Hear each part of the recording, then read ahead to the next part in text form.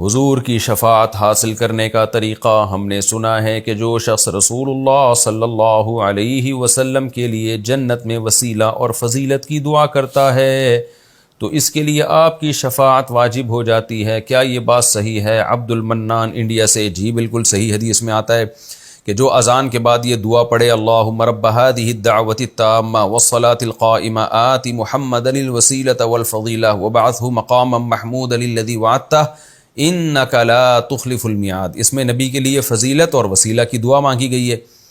تو نبی نے فرمایا حلت لہ شفاعتی، اس کے لیے میری شفاعت لازم ہو جائے گی۔ تو یہ ایک فضیلت کی بات ہے۔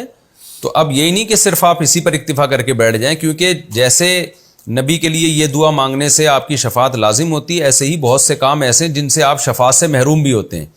تو اس لیے کبیرہ گناہوں سے بچنا پہلے ضروری ہے۔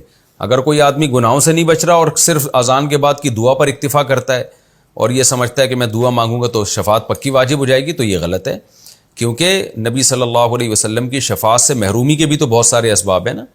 اس کی مثال ایسے جیسے کوئی آپ کو حکیم صاحب کوئی معجون دیں طاقت کی اور کہیں، یا کوئی ڈاکٹر طاقت کا سیرپ دے کہ یہ 2 چمچ جو پیے گا تو اتنی پاور آ جائے گی اس میں۔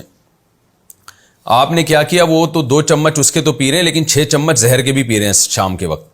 اب بجائے طاقت آنے کے ختم ہو رہی ہے تو آپ ڈاکٹر کو بلا بلا کہہ رہے ہیں کہ یار اس نے تو بولا تھا 2 چمچ سیرپ کے پی لیا کرو ایسے ہو جاؤ گے، میں تو ایسے ہونے، میں تو جیسے پہلے تھا اس سے بھی گیا۔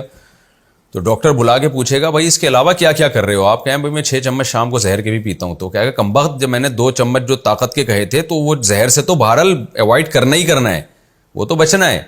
تو اسی طرح گناہوں سے بچنا بہرحال ضروری ہے۔ پھر جو ہے یہ جو دعا ہے انشاءاللہ اس کا بہت فائدہ ہوگا۔